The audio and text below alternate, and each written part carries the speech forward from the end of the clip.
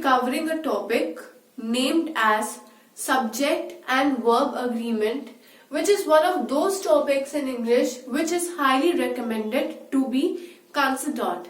Why it is recommended to consider is that if we are clear about this topic, then we can form most probably an accurate and a meaningful sentence. Why? Because here the subject of a sentence goes along with the verb, which means that if we are using a particular subject, then accordingly we have to make use of the verb. Like if we are using a singular subject in our sentence, then for a singular subject we will be using a singular verb. And if we are using a plural subject in our sentence, then for that plural subject always a plural verb is to be considered, keeping in mind that these rules also have some kind of exception. So today in this video, particularly we will be focusing on plural subject that goes along with plural verb. So the topic is plural subject, plural verb, which means that if in a sentence a plural subject exists, then a plural verb will be used for that subject.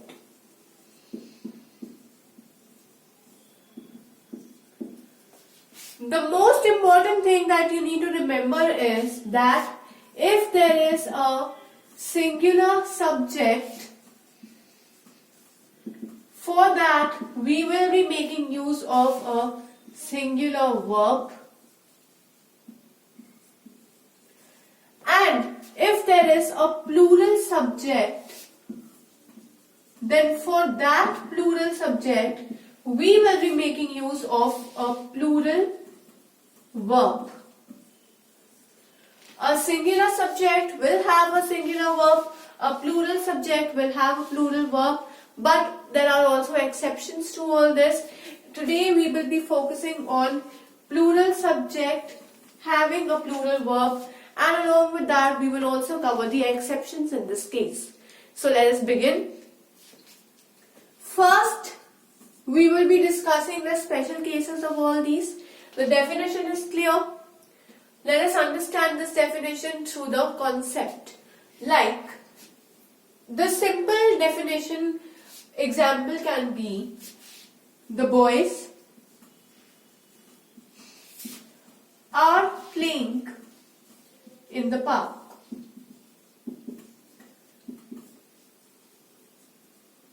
There cannot be a sentence simpler than this to make you understand this concept. The boys over here means that boys are plural form. So this is my plural subject. Now I said that for plural subject we will have a plural verb. R is my verb and R refers to the plural form. So R is the plural verb which is used for my plural subject. The most easy example can be this, that a plural subject, if exists, will have a plural verb. A plural subject exists, and for this plural subject I am using my plural verb. The best example explained can be this. Another example can be children have been studying for an hour. When I say children have been studying, here children is my plural subject. For this plural subject, I am making use of a plural verb. I know that has is a representation of a plural form of verb, and this have been used for the children. Why? Because children is a plural subject. For this plural subject, I am using my plural verb. So now let us begin with the special cases. The first special case is that when the two nouns of the same category are joined with and. Two nouns of same category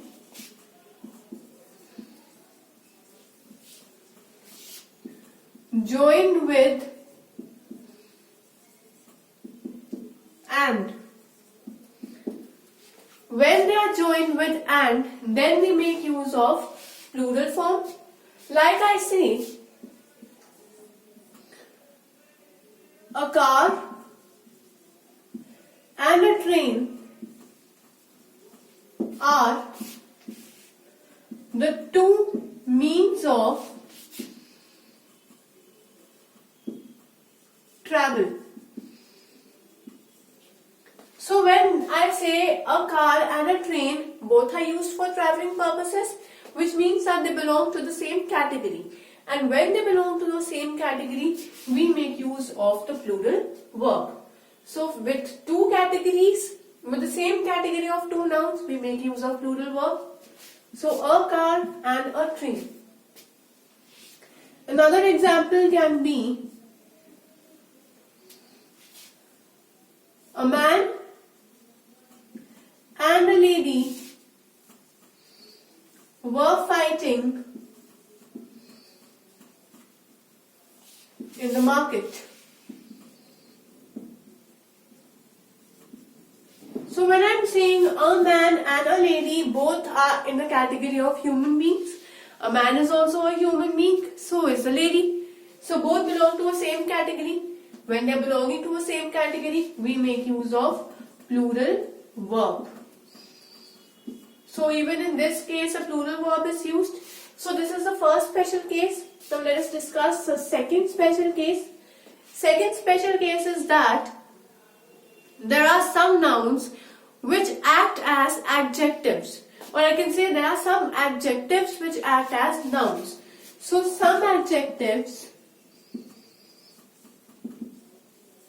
act as nouns. And when these adjectives act as noun, then they are used with the plural verb. Okay, when the adjectives act as noun, then they are used with the plural verb. Example, I can say like the adjectives acting as noun can be the poor, the needy,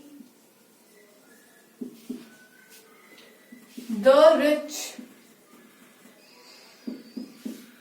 So the poor, the needy, the rich, we always make use of a plural verb along with these. Now, needy, rich, poor, now all these are an example of adjectives. Like I say, poor people, needy children, rich family, right? So we all are describing nouns with respect to these adjectives. But when along with these certain adjectives we make use of the, then that becomes actually a noun. This will be best explained through example. Like I say, we should help the needy. Now here, we should help the needy. No helping word is used. So this sentence is correct, but here this sentence does not fixes with the rule. So I can say the needy are always helped by generous people. I say the needy are always helped. Here needy is representing needy people. Here needy is representing the needy people. When I say people, with people I know we always include are, that means a plural verb. So here people are hidden over here and we just say the needy. So the needy is equal to needy people. With needy people we make use of plural verb. Therefore with needy we will also make use of a plural verb. I have given these two examples in order to make sure that the students understand that even if we are mentioning a sentence or we are explaining through an example, we should know that which example suits the best or what form of the sentence may be correct. Now both of these make almost the same sense. We should help the needy people. The needy people are helped by generous people. Basically we are just saying that we should help, right? But again the formation of the sentence matters the most. Now let us understand some other special cases. Those cases are, now there are certain words such as police, hair. They might seem to be singular but actually they have a plural meaning. So with that we will always make use of plural verb. What I am trying to say is that words like police and hair. Now, since there is no S over here, we might say that these are singular, but actually we will say that they are plural in nature. We do not say one hair. That one hair becomes just one strand of hair. But when we are talking about hair, we will always consider that to be a plural form. So with these, we make use of plural verbs. So example over here is, my hair are falling in this season. When I say my hair are falling in this season, here hair is the plural noun. Even if it sounds like singular, still hair is a plural noun, and with plural noun I will be making use of plural verb. With plural noun I will be taking a plural verb. Similarly, I can say the police are doing their duty.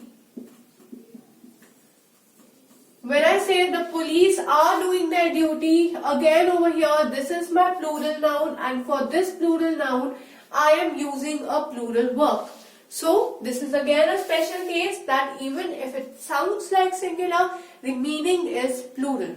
And because the meaning is plural, we will be making use of a plural verb. Next special case is that when we are referring to the members of the of a particular caste, referring to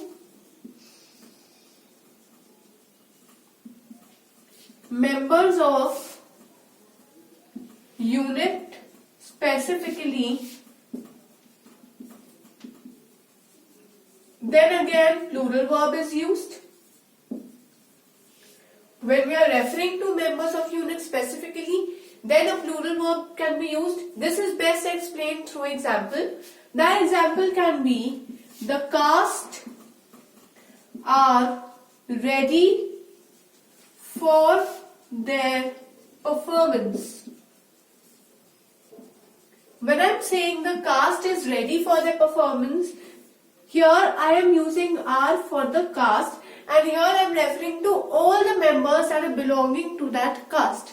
So the caste are ready for the performance. Here I am using are for the plural noun over here, and the plural noun over here is the caste. Similarly, another example can be, the flock were going off direction. Off direction means wrong direction. The flock were going off direction. Here flock, just as I said over here, that even if it sounds like singular, I know that I am talking about plural form. Here I am talking about flock. The flock is of sheep. When I say the flock were going, here I am talking about the sheep. Sheep were going out of direction. Again, there is no plural form of sheep. The singular is also sheep and even the plural is sheep. So I will say the sheep were going off direction or the flock were going off direction. So these are all the special cases that we have discussed. Now next, let us understand the exceptional cases in plural subject and plural verb. So now let us understand the special cases. The first special case is that when the plural nouns are indicating any quantity or measurement of time, money, weight, height, distance, etc., then it takes a singular form of verb. So, plural nouns indicating quantity or measurement.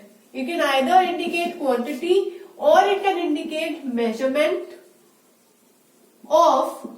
Now that measurement can be of time, money, it can be the measurement of weight, or weight is basically described as a quantity, so quantity of weight or measurement of height, etc.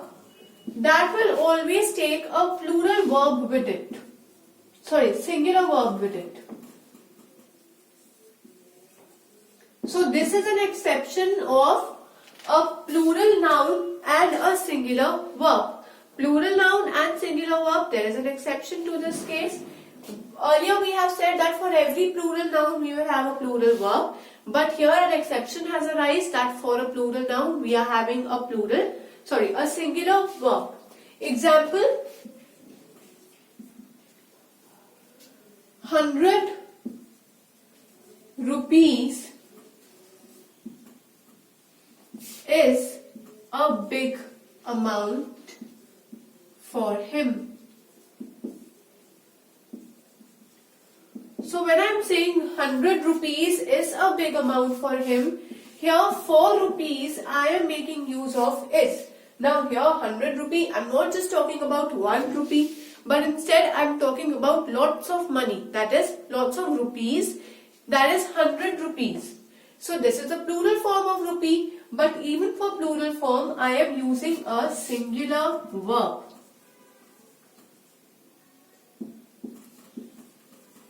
I am using a singular verb for a plural noun. So this is an exceptional case. Another example can be 5 kilograms is not considered as heavy weight.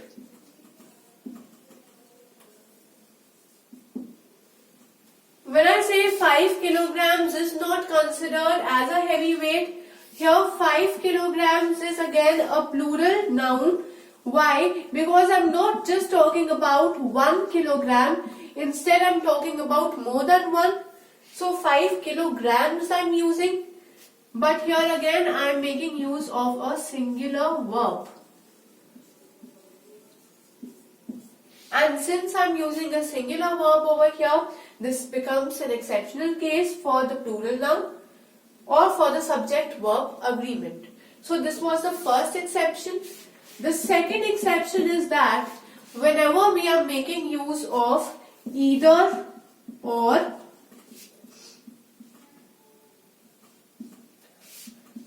none or neither of. So when I am saying, or I can say either of,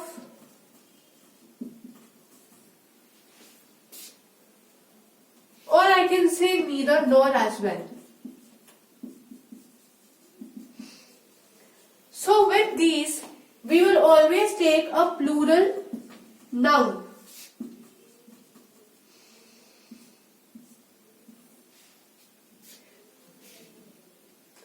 We will be taking plural verb and a singular noun.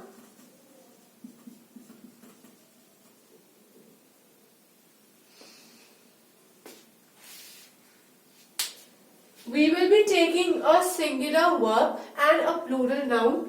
So what I am saying over here is wrong.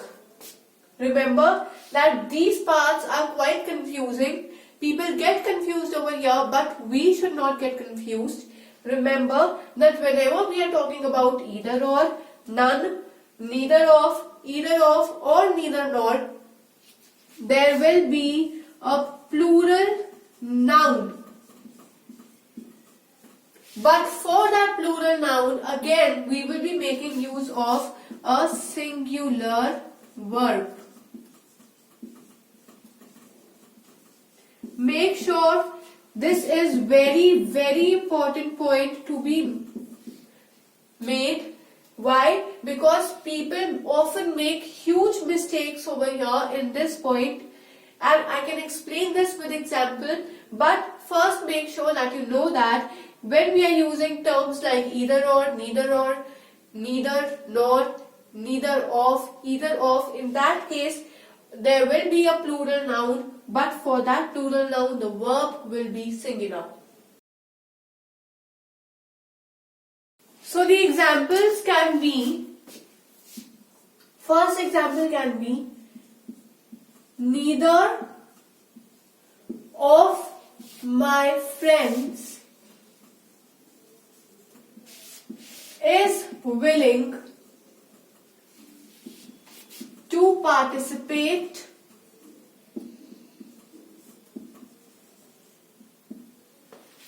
in the quiz. Now when I say neither of my friends over here is considered to be plural noun. But with plural noun I am making use of singular verb. Why? Because here I am talking about neither of my friends. Here I am talking that not even one friend. Neither of my friends mean not even one friend. Here basically I am talking about one friend as an individual, and therefore I am making use of a singular verb. Go look at the hidden meaning of the words that we are using in English. Only when we think deeply and find the hidden meaning, only then we will be able to apply the concepts properly. Here, neither of my friends means that not even a single friend. When I am saying not even a single friend, with that I will be using a singular verb, therefore I have used a singular verb. Similarly, I can say neither Ram nor Sham has wished me. Here I am talking that Ram has not wished me, Sham has not wished me. I am talking about an individual over here, and therefore for that individual I am using a singular verb. Another example can be either of the buildings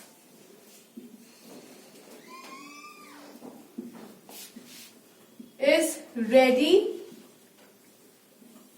for sale. Either of the buildings is ready for sale. Here I am talking about that either of the buildings means that any of the building. That we are talking about any of the building. Any means one is ready for sale. Therefore this, even though is plural form, but the hidden meaning is singular, and therefore we are making use of a singular verb. So I hope that through the examples this rule and the concept is very much clear. So in this video we have talked about subject-verb agreement, where particularly we have focused on plural nouns having usage of plural verbs. We've discussed various special cases, and we've also discussed the exceptional cases of the same concept. Along with the examples, we've implemented the example for each concept and for each rule.